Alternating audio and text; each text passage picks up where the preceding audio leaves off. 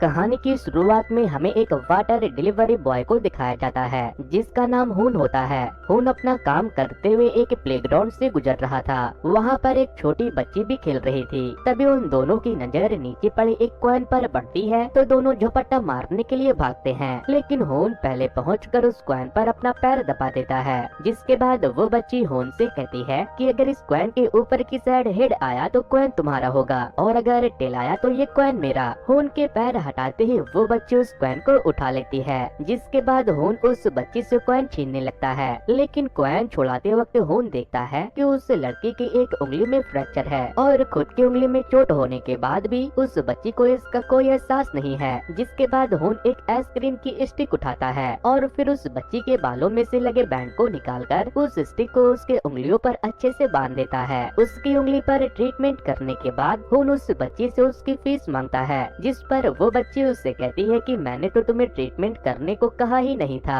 तभी वहाँ पर उस लड़की के डैड आ जाते हैं, जो अपनी बच्ची की उंगलियों में लगे हुए सपोर्ट को देखकर समझ जाते हैं कि उससे चोट लगी है, इसीलिए वो तुरंत अपनी बच्ची को हॉस्पिटल लेकर चले जाते हैं। उस बच्ची की उंगली को देखकर डॉक्टर उसके डैड से कहते हैं कि आपकी बेटी की उंगली टूट चुकी है, लेकिन जिस किसी ने भी इसके उंगलियों पर सपोर्ट बांधा है उसने बहुत अच्छा काम किया है। जिसके बाद वो डॉक्टर एक नर्स से बोलकर उन्हें एक्सरे रूम की तरफ जाने को बोलते हैं। नर्स उन्हें फ्लोर पर बने ब्लू लाइन को फॉलो करने को कहती है, जो उन्हें सीधे एक्सरे रूम तक ले जाएगी। जब वो दोनों बाप बेटी एक्सरे रूम की तरफ जा रहे थे तो उन्हें रास्ते में हुन मिल जाता है, जो कि इसी हॉस्पिटल में वाटर कैंस की डिलीवरी देने आया था। हुन उस बच्ची के डैड से बात करता है, तभी उसके डैड को चेस्ट पेन होने लगता है। जिसके बाद हुन उसके चेस्ट पर हाथ रख उससे पूछता है कि क्या आपको सोते वक्त सांस की कमी होती है, तो वो कहते हैं कि नहीं, ऐसी कोई बात नहीं है और मैं बिल्कुल ठीक हूँ। ऐसा बोलते हुए वो एक चेयर पर जाकर चुपचाप बैठ जाते हैं, क्योंकि उसे और ज्यादा चेस्ट पेन होने लगा था। तभी हॉस्पिटल में बहुत सारे घायल लोग आ जाते हैं, जिनका एक बस एक्सीडेंट हो गया था, जिन्हें देखने के लिए हॉस्पिटल के सारे डॉक्टर्स और स्टाफ भागते हुए जाते हैं, जिससे एक भी डॉक्टर उन लोगों की तरफ नहीं आ पाता, जिससे छोटी बच्ची के डैड बेहोश होने लगते हैं। जिसके बाद वो छोटी बच्ची वहाँ मौजूद सारे डॉक्टर और नर्स से हेल्प मांगने लगती है, लेकिन इनमें से कोई भी उसकी तरफ ध्यान नहीं देता, जिससे अपने डैड के लिए वो बच्ची बहुत ज्यादा परेशान हो जाती है और बहुत जोर से चीखने लगती है। फिर वहाँ मौजूद डॉक्टर्स, नर्स और घायल पेशेंट का ध्यान उस पर चला जाता है, लेकिन इसके बावजूद भी सभी लोग अपने काम में मसरूफ रहते हैं। लेकिन तभी उन डॉक्टर में से एक सुहयोन नाम की एक डॉक्टर उस छोटी बच्ची के पास आती है, जिसके बाद ये बच्ची सुहयोन को अपने पापा की तरफ ले जाती है। फिर सुहयोन उसके पापा को चेक करने लगती है। सुहयोन डॉक्टर किम को उस आदमी का एक्सरे और ब्लड टेस्ट के लिए ले जाने को बोलती है और खुद दूसरे पेशेंट को देखने लगती है। उनको उस बच्ची के पापा की चिंता होने लगती है, इसीलिए वो उनके पास आकर उन्हें लिफ्ट से डॉक्टर किम के साथ एक्सरे रूम की तरफ ले जाने लगता है, लेकिन लिफ्ट में ही बच्ची के डैड बेहोश होकर गिर जाते हैं। जिसके बाद हुन और डॉक्टर किम उसे जमीन पर लेटा देते हैं। डॉक्टर किम उस आदमी के इलाज के लिए कुछ इक्विपमेंट लेने चला जाता है। हुन उसके चेस्ट पर हाथ रखता है, जिससे उसे पता चलता है कि उसे कार्डियक अरेस्ट आया है। तभी वहाँ पर डॉक्टर किम आता है और वो उसे सांस देने के लिए एक पाइप को उसके मुंह के अंदर डाल देता है। फिर हुन उसे बताता है कि इसे कार्डियक अरेस्ट आने के चलते हार्ट फेल हो रहा है, इसीलिए मैं जो कहता हूँ तुम वही करो। उसकी बातों का यकीन करने के लिए डॉक्टर किम उसके हार्ट बीट को चेक करता है, जिसके बाद उससे यकीन हो जाता है कि हुन सही कह रहा है, इसीलिए डॉक्टर किम उससे सीपीआर देने लगता है। तब तक एक नर्स इलेक्ट्रिक करंट डालने वाली मशीन ले आती है। हुन उसका यूज करके उस आदमी के चेस्ट पर करंट देने लगता है, जिससे उसकी हार्ट बीट सही होने लगती है और फिर ये लोग स्ट्रेचर की मदद से उसे ऑपरेशन थिएटर में ले जाते हैं। फिर डॉक्टर किम बाकी के डॉक्टर को ऑपरेशन के लिए बुलाता है, लेकिन सारे डॉक्टर एक्सीडेंट वाले पेशेंट को हैंडल करने में लगे हुए थे। अपने डैड के ऑपरेशन में देरी होने पर छोटी बच्ची रोने लगती है और हुन को उसके डैड का ऑपरेशन करने को बोलती है। हुन उससे कहता है कि अगर मैंने ऐसा किया तो मुसीबत हो जाएगी, इसीलिए छोटी बच्ची उसे कॉइन उसकी फीस के तौर पर देती है, जिससे उसने सुबह ही उससे छीना था। अपने डैड को बचाने के लिए उस बच्ची को रोते हुए देखकर हुन उसकी मदद करने के लिए तैयार हो जाता है। फिर हुन ऑपरेशन सूट पहनकर उसके डैड का ऑपरेशन करने लगता है। बाकी के डॉक्टर उसे नोटिस कर उसे भगाने लगते हैं, लेकिन हुन वहाँ से नहीं जाता और ऑपरेशन करने लगता है। जब वो उसकी बॉडी पर कट लगाता है तो उसका खून नहीं बहता। ये देखकर साइड में खड़े डॉक्टर से शॉक हो जाते हैं, क्योंकि इतना एक्यूरेट कट कोई भी नहीं लगा सकता। ऑपरेशन को दूर से देख रहा डॉक्टर मून डॉक्टर किम से पूछता है कि उसका खून क्यों नहीं बह रहा, जिस पर वो बोलता है कि उससे कुछ नहीं पता। तभी हमें पता चलता है कि वाटर कैंस की डिलीवरी करने वाला होन नॉर्थ कोरिया का टॉप सर्जन है, मतलब वो नॉर्थ कोरिया का सबसे बड़ा हार्ट सर्जन है। अब हमें पास्ट का एक सीन दिखाया जाता है जिसमें हमें पता लगता है कि होन के पास बहुत अच्छी मेडिकल स्किल्स है, जिसमें जब वो एक पेशेंट का ऑपरेशन कर रहा था तभी वहाँ की इलेक्ट्रिसिटी चली जाती है, लेकिन होन घबराए बिना बगैर इलेक्ट्रिसिटी के उस ऑपरेशन को सफल बनाता है, जिससे उस पेशेंट की जान बच जाती है। अब हमें वापस से प्रेजेंट का सीन दिखाया जाता है। जब होन ऑपरेशन कर रहा होता है तो ऑपरेशन थिएटर में सुहयोन आ जाती है, जो होन को आउटसाइडर समझते हुए उसे ऑपरेशन बंद करके वहाँ से बाहर जाने को बोलती है, जिस पर होन उसे कहता है कि जब तक उस आदमी का ऑपरेशन नहीं हो जाता तब तक वो यहाँ से बाहर नहीं जाएगा। होन को वहाँ मौजूद डॉक्टर सपोर्ट करते हुए सुहयोन को होन से ऑपरेशन के बाद मिलने को कहते हैं, लेकिन सुहयोन उनकी बात नहीं मानती और होन को वहाँ से भगाने के लिए सिक्योरिटी को बुला लेती है। और जब तक वो उनको होन के बारे में बताती है तब तक होन उस आदमी का ऑपरेशन सक्सेसफुली कंप्लीट करके वहाँ से चला जाता है, लेकिन सुहयोन होन को सिक्योरिटी की मदद से ढूंढ लेती है और उस तक पहुँचते ही वो उसे एक जोरदार थप्पड़ लगाती है, क्योंकि उसने किसी का इलीगली ऑपरेशन किया था, जिस पर होन भी खुद को डिफेंड करता हुआ कहता है कि जब उस पेशेंट को तुम्हारी जरूरत थी तो तुम लोगों में से किसी ने भी उसकी मदद नहीं की। सुहयोन उसकी बातें सुनकर एक बार फिर से उसे मारने लगती है, लेकिन इस बार होन उसे रोक लेता है। तभी सुहयोन के पास डॉक्टर किम का कॉल आता है, जो उससे कहता है कि उस बच्ची के डैड को पॉलीमॉर्फिक वेंट्रिकुलर प्रॉब्लम हो रही है। ये सुनकर सुहयोन होन को कहती है कि वो पुलिस को बुलाएगी, लेकिन होन उसके बातों को काटते हुए उसे एक मेडिसिन का नाम बताता है और उसे वो मेडिसिन उस आदमी को देने को बोलता है, जिससे उसकी कंडीशन सही हो जाएगी। दूसरी तरफ उस बच्ची के डैड के पास डॉक्टर जून आता है, जो उसकी हालत देखकर डॉक्टर किम को वही मेडिसिन बताता है जिसे होन ने सुहयोन को बताया था,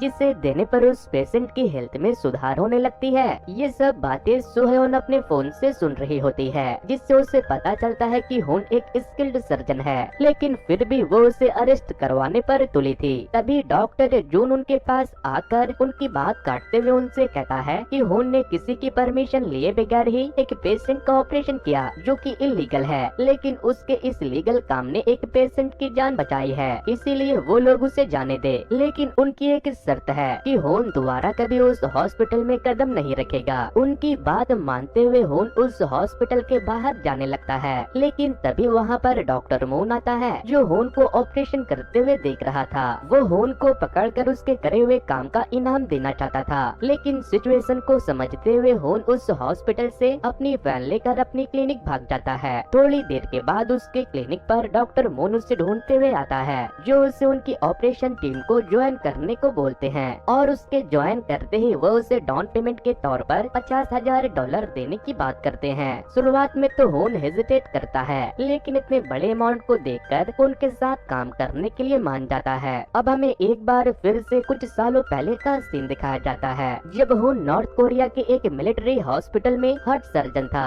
एक दिन उस हॉस्पिटल में उसे एक ऑफिसर ऑर्डर देता है कि उसे एक आदमी का किडनी ट्रांसफर करना है, जिसकी किडनी की डोनर उस आदमी की बेटी है। जब वो उस लड़की को देखता है तो उसकी नजर उसके हाथों में लगे रेड बैंड पर पड़ती है। ये वही बैंड होता है जिसे उसने अपने बचपन में अपनी एक फ्रेंड जे को दिया था। जब वो उस पर लगे कपड़े को हटाता है तो उसे पता चलता है कि ये उसी की बचपन की दोस्त है, जिसे नॉर्थ कोरिया के ही गवर्नमेंट ने किडनैप किया था। इसीलिए होन उस आदमी की जगह उस आदमी की बेटी जे जो उसकी फ्रेंड है उससे बचा लेता है और उसका इलाज कर उसे वहाँ से ले जाता है। और इस बारे में जब वहाँ के गवर्नमेंट को पता चलता है तो वो अपने ऑफिसर को उसके पीछे लगा देते हैं। होन का जे के साथ नॉर्थ कोरिया से साउथ कोरिया में भागने का प्लान था, और जब वो नॉर्थ कोरिया से भाग रहे थे तो उन पर अटैक होने लगते हैं। इसीलिए होन को बचाने के लिए जय होन पर चलने वाली गोली खुद ले लेती है। जय को बचाने पर होन को भी गोली लग जाती है। इसमें जय तो मारी जाती है और होन को साउथ कोरिया के ऑफिसर अरेस्ट कर लेते हैं, जिससे वो नॉर्थ कोरिया के ऑफिसर से बच जाता है। थोड़े दिन बाद साउथ कोरिया में मौजूद होन को पता चलता है कि जय अभी भी जिंदा है, जिसे नॉर्थ कोरिया के गवर्नमेंट ने पकड़ लिया था। अपने प्यारे जय को वापस पाने के लिए होन एक लिम्ब नाम के एजेंट के पास जाता है, जो लोगों को नॉर्थ कोरिया से रेस्क्यू करवाता था। लिम्ब होन को जय की एक वीडियो दिखाकर उसे कंफर्म करता है कि वो अभी भी जिंदा है, लेकिन उसे नॉर्थ कोरिया के एक कैंप में रखा गया है और उसे वहाँ से साउथ कोरिया लाने के लिए $50,000 लगेंगे, लेकिन उसके पास अब इतने पैसे नहीं थे। इसीलिए उसे जय को छुड़ाने के लिए $50,000 की जरूरत थी। इसीलिए उसने डॉक्टर मून का प्रस्ताव को मान लिया था। लेकिन कुछ देर बाद होन को उसकी एक फ्रेंड चैंगी का कॉल आता है, जो उसे बताती है कि उसने हॉस्पिटल में जय को देखा है। ये सुन होन तुरंत डॉक्टर मून के साथ हॉस्पिटल जाकर जय को ढूंढने लगता है, लेकिन वो उससे नहीं मिलती। फिर वो लिम्ब के पास जाकर उससे झूठ बोलने पर उसका कॉलर पकड़ लेता है और चिल्लाते हुए कहता है कि जय कहाँ है, क्योंकि उसने उसे हॉस्पिटल में देखा। जिस पर लिम्ब उससे कहता है कि उसने किसी और को देखा होगा, क्योंकि अगर वो जिंदा होती तो वो खुद उससे कांटेक्ट कर लेती। उसकी बात सुन होन वहाँ से चला जाता है, लेकिन उसके जाते ही एक अननोन आदमी लिम्ब के पास आता है, जो उसे पैसे देता है और उसे होन और जय के बारे में बताने को बोलता है। नेक्स्ट सीन में डॉक्टर मून होन को उसके $50,000 का चेक देता है, जिसके बाद होन उन चेक को लेकर लिम्ब के पास वापस जाता है और उसे ये चेक दे देता है और फिर जय को नॉर्थ कोरिया से लाने का काम देता है। लेकिन होन उसमें से आधा चेक फाड़ देता है, जिससे लिम्ब शॉक हो जाता है। फिर होन उससे कहता है कि वो उसे आधे पैसे ही देगा और बाकी के पैसे वो उसे काम होने के बाद देगा।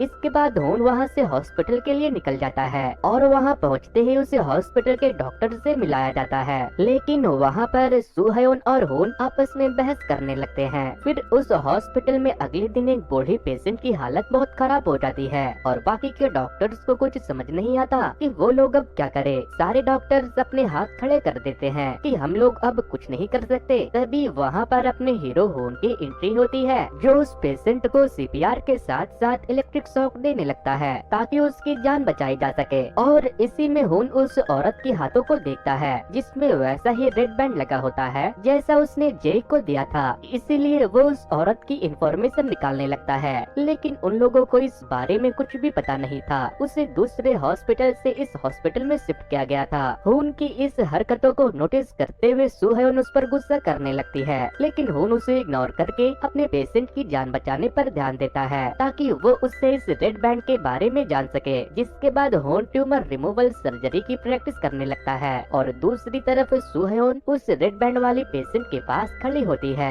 जहाँ हमें पता चलता है कि ये पेशेंट सुहयोन की मॉम होती है, जो उसे बचपन में ही उसे उसके अमीर डैड, जो इस हॉस्पिटल के मालिक है, उनके पास छोड़कर चली गई थी। लेकिन वो अभी तक ये नहीं जान पाई कि क्यों उसकी मॉम उसे छोड़कर गई थी। इसीलिए जब होन उसकी मॉम का ट्रीटमेंट कर रहा था तो वो उस पर चिल्ला रही थी ताकि उसकी मॉम को ज्यादा परेशानी ना हो। और जब उसकी मॉम होश में आती है तो अपनी मॉम को बचाने के लिए सुहयोन अपने बॉयफ्रेंड जून को बुलाती है, लेकिन वो उसकी मदद नहीं करता क्योंकि उसे सुहयोन के डैड ने उसकी मॉम का ऑपरेशन करने से मना किया था, क्योंकि उसकी मॉम की जान बचने का सिर्फ 5% ही चांस था, जिसमें उसकी जान भी जा सकती थी। लेकिन अपनी मॉम की जान बचाने के लिए सुहयोन होन के पास जाकर उसे कॉइन देती है और उसे उसकी मॉम की जान बचाने के लिए रिक्वेस्ट करती है। होन उसकी ऑपरेशन में मदद करने के लिए मान जाता है। फिर हमें ऑपरेशन थिएटर का सीन दिखाया जाता है, जिसमें होन वहाँ पहुँचता है। जब सुहयोन अपनी मॉम का ऑपरेशन कर रही होती है तो वहाँ पर इस हॉस्पिटल का मालिक डॉक्टर ओ भी मौजूद होता है, जो सुहयोन के डैड थे। डॉक्टर ओ होन को ऑपरेशन करने से मना करता है। इस पर होन उनसे कहता है कि सुहयोन ने उसे इस ऑपरेशन को करने का परमिशन दिया है, जिसके बाद वो ऑपरेशन के लिए चला जाता है। डॉक्टर ओ के पास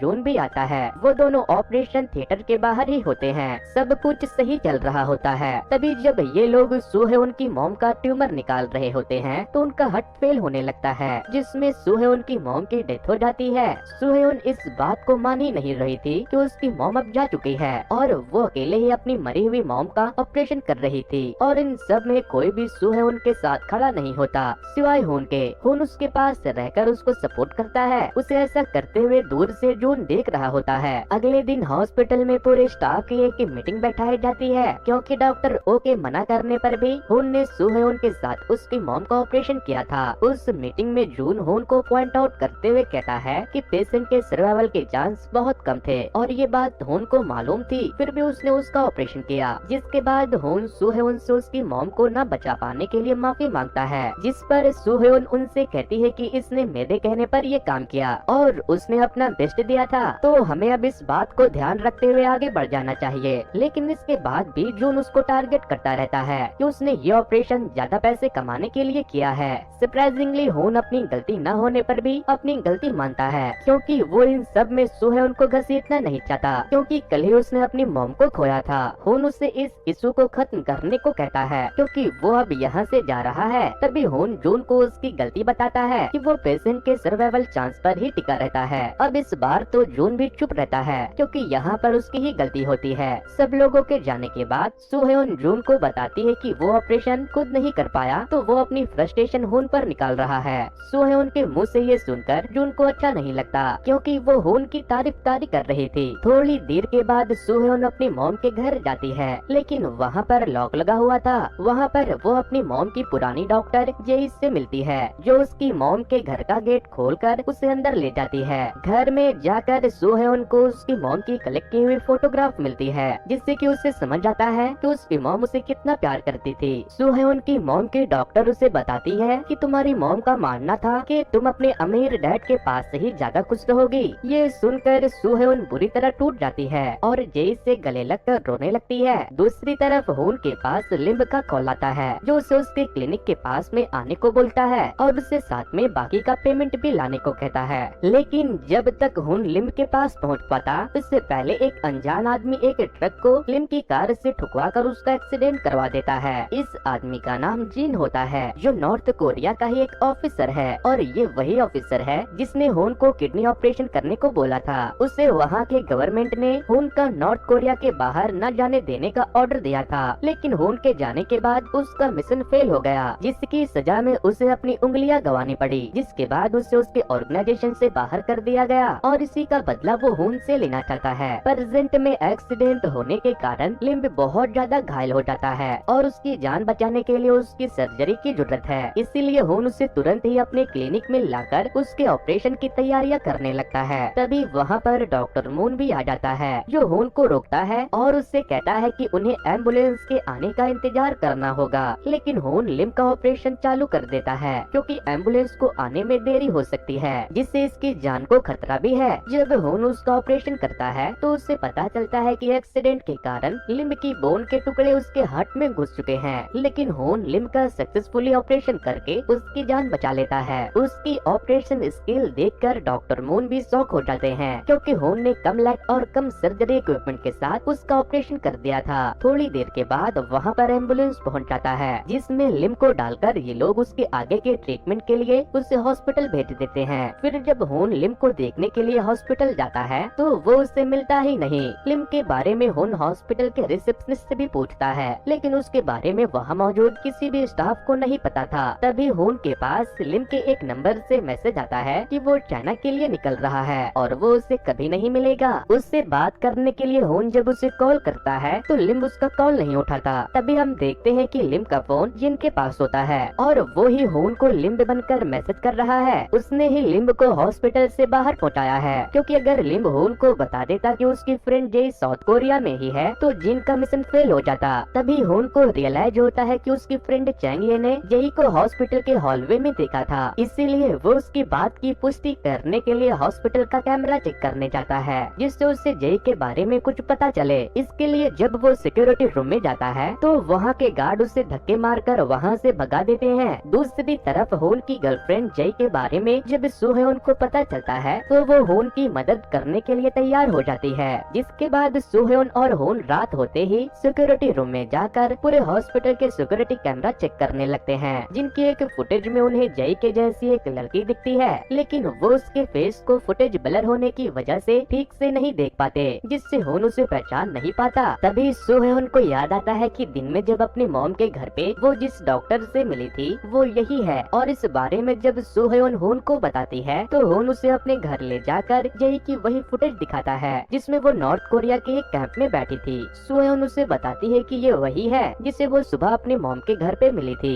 जेई के बारे में और जानने के लिए होन और सुहेवन उसी हॉस्पिटल में जाते हैं जहाँ सुहेवन की मॉम पहले से एडमिट थी। वहाँ जाकर भी उन्हें रिसेप्शनिस्ट से जेई के बारे में कुछ भी पता नहीं चलता। जब वो उस हॉस्पिटल के बाहर खड़े होते हैं तभी वो देखते हैं जेई खुद उनके सामने चलते हुए आ रही है। उसे देखते ही होन की आंखों से आंसू बहने लगते हैं, क्योंकि उसे विश्वास नहीं हो रहा रहा था कि वो कभी जेई से मिलेगा। हुन उसे उसके पास पड़े रेड बैंड को दिखाते हुए उसके बारे में पूछता है। वो उससे पूछता है कि क्या तुम मुझे जानती हो, जिस पर जेई उसे पहचानने से मना कर देती है और बताती है कि ये रेड बैंड तो मैं अपने पेशेंट्स के लिए बनाती हूँ। हुन उससे पुरानी यादें याद दिलाने की काफी कोशिश करता है, लेकिन वो उसे पहचानने से ही इनकार कर देती है और उनसे खुद को अकेला छोड़ने को कहती है। जेई जब हॉस्पिटल में जाती है तो हुन उसका पीछा करने लगता है। सोहेन उसे रोकने की कोशिश करती है, लेकिन हुन उसे ढकेल कर फिर से जेई के पास पहुंचकर उसका हाथ खींचते हुए उसे फिर से अपनी मेमोरी याद कराने को कहता है। जेई वहाँ से ये कहते हुए चली जाती है कि उसे उसके पेशेंट अटेंड करना है, जिससे हुन का दिल टूट जाता है और फिर सोहेन उसे संभालने लगती है। बाहर जाकर सोहेन हुन को जेई की सोशल मीडिया प्रोफाइल दिखाती है और उसे बताती है कि तुम्हारी गर्लफ्रेंड ज्यादा मुस्कुराती नहीं है। फिर उसके हाथ से फोन लेकर हुन जेई को उसके मॉम डैड के साथ फोटो दिखाती है, लेकिन ये उसके रियल पेरेंट्स नहीं होते। इससे हुन का दिमाग घूमने लगता है, जिससे वो अल्कोहल पीने लगता है और सोहेन को बताता है कि उसे किसी से कोई फर्क नहीं पड़ता, उसे सिर्फ जेई ही पसंद है, जिससे सोहेन को जेलसी फील होती है। इसीलिए वो हुन को बताती है कि उसका बॉयफ्रेंड जून हमेशा उसके बारे में ही सोचता रहता है और वो मुझे बहुत प्यार करता है। जिस पर हुन उसे बोलता है कि जिस तरह जून तुम्हें प्यार करता है वैसे ही मैं जेई से प्यार करता हूँ। तभी कुछ बातों ही बातों में हुन बेहोश होने लगती है। इससे सोहेन उसे संभालते हुए उसके चेहरे पर हाथ फेरने लगती है, जिससे हम समझ पाते हैं कि सोहेन को उसकी चिंता हो रही है, मतलब उसके अंदर हुन के लिए कुछ फीलिंग्स है। और उसे ऐसा करते हुए जून पीछे से देख लेता है। फिर जून सोहेन को कॉल करके पूछता है कि वो कहाँ है और क्या कर रही है। सोहेन को मालूम था कि जून हुन को पसंद नहीं करता, इसीलिए वो जून से झूठ बोल देती है। अब जब जून ने हुन और सोहेन को साथ में देख लिया था तो उससे दोनों पर शक होने लगता है कि वो दोनों रिलेशनशिप में है। फिर सोहेन जेई को कॉल करके उसे वहाँ पर बुला लेती है और उसके साथ वो हुन को अपनी मॉम के घर ले जाकर लेटा देती है।